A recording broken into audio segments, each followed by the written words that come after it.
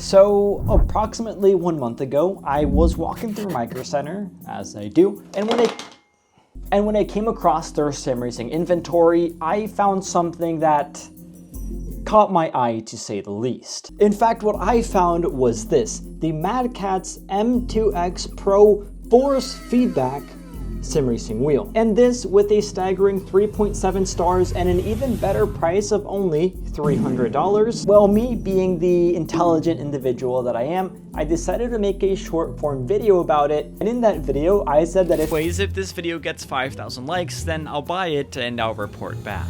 Now you see, for whatever reason, I can't seem to learn my lesson. You see, I've come to realize that every single time that I give you guys a goal for me to do something stupid, you guys somehow always manage to hit that goal.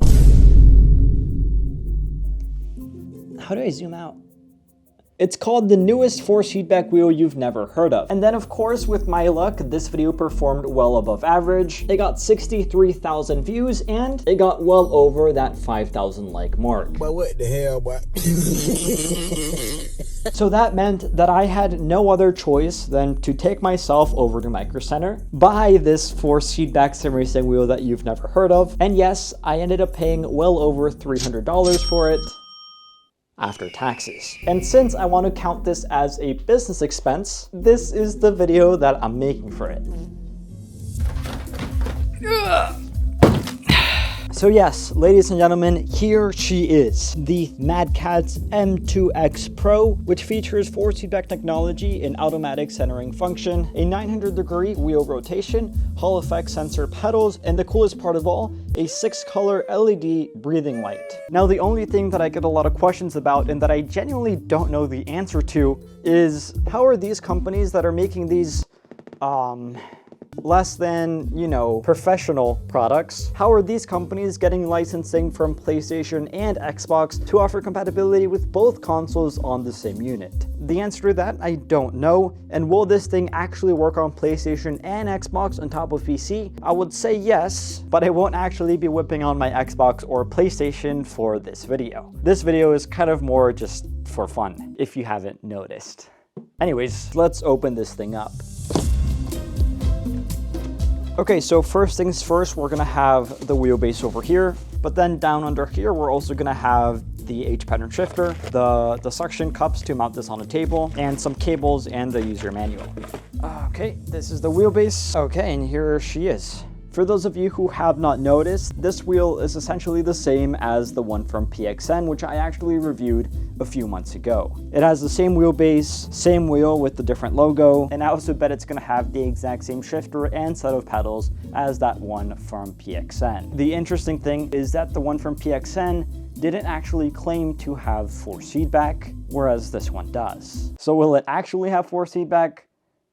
There's only going to be one way to test that. Before that though, it's worth going over the shifter and the set of pedals. However, I actually won't be taking these out.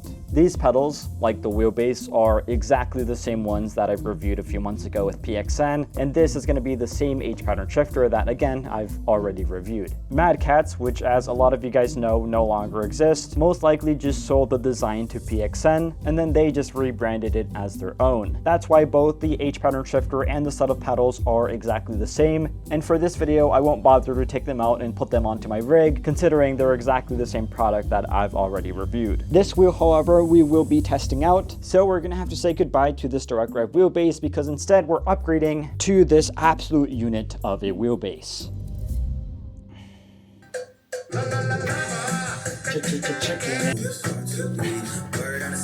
Alexa, stop.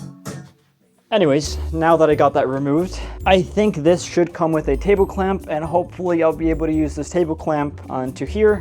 And if not, then I think the suction cups will do the job. Before that though, and to the credit of this Mad Catz wheel, some of the attention to details are pretty nice. We see some subtle perforations on the rubber, which does add to the grip. These bronze accents are something I've never seen before and do look pretty nice. And then there does seem to be a good amount of functionality with several buttons, the paddle shifters, and then a lot more on the wheelbase on either side. But yeah, now it's time to actually get everything connected, mount it onto my cockpit provided by Six Sigma Sim Racing, and then do the hardest part of all, which is actually getting it to work in game. I'm gonna need this, and hopefully Hopefully that should be enough. The suction cups should be able to go on all 4 corners. I assume that these could clamp onto this wheel deck, and then in theory that should be more than enough to hold it up.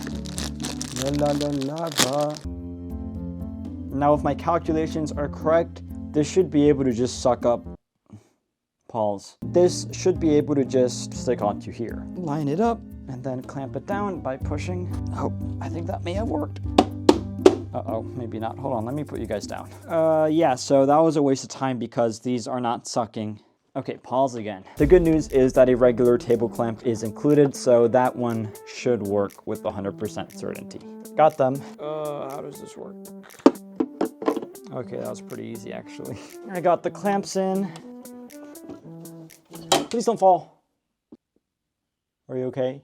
Okay, so the table clamps were definitely the better choice. This is surprisingly solid actually. This thing's not going anywhere. With that said, we are now ready to connect everything, turn that baby on, and experience the $300 force feedback sim racing wheel that you've never heard about.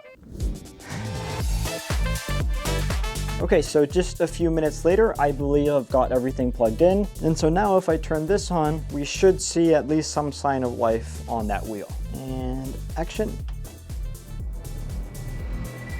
Oh, we do have something. So sign of life on the wheel is always a good start.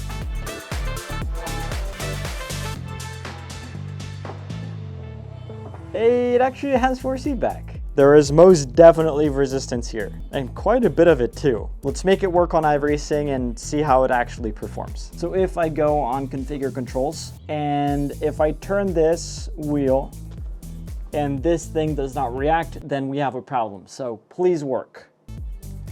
Yes, yes. So it's allowing me to calibrate this wheel, which is actually really stiff. I can't do it with one hand. From my quick testing, which involved moving the wheel side to side, there's very clearly a belt somewhere in here. So I suppose this will be a mixed belt / gear driven wheel, which would actually be a pretty nice surprise. Anyways, if my calculations are correct, this Mad Catz wheel should work. Now, should I adjust my wheel deck? Yes, I should, but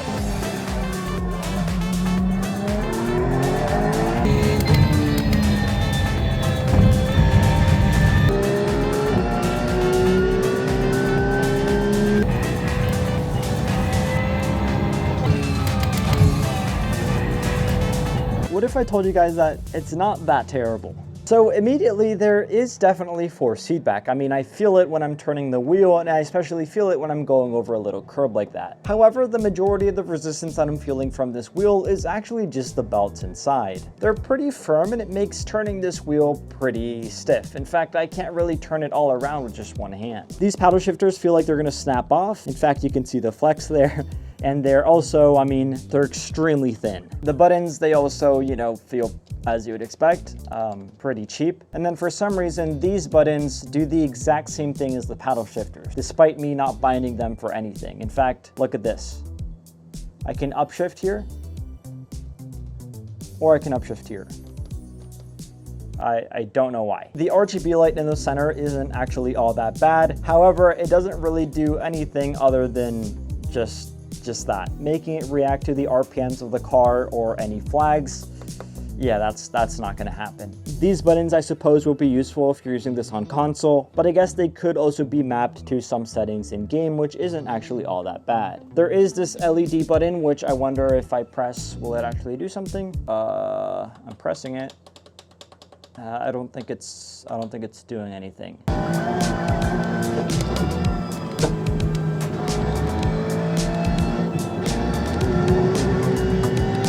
Okay, I will say that, like, being quite honest, it doesn't actually feel that bad on track. It's nowhere close to like a Thrustmaster T300, and I also wouldn't say that it's better than entry-level Logitech or Thrustmaster products. However, it hasn't been all that bad. There is definitely force feedback here, and especially some that does have some punch to it. Not a lot, but some. The resistance that the wheel has makes it feel at least not like a complete toy, and overall, as a force feedback wheel, it does what it's supposed to do, in the sense that I am able to feel at least something that the car is conveying back onto my hands. So it's not actually completely terrible, and in fact, I'll take this over a wheel with no force feedback any day of the week. Would I take this over a Logitech G29 or Thrustmaster T150? No. And would I pay $300 for this?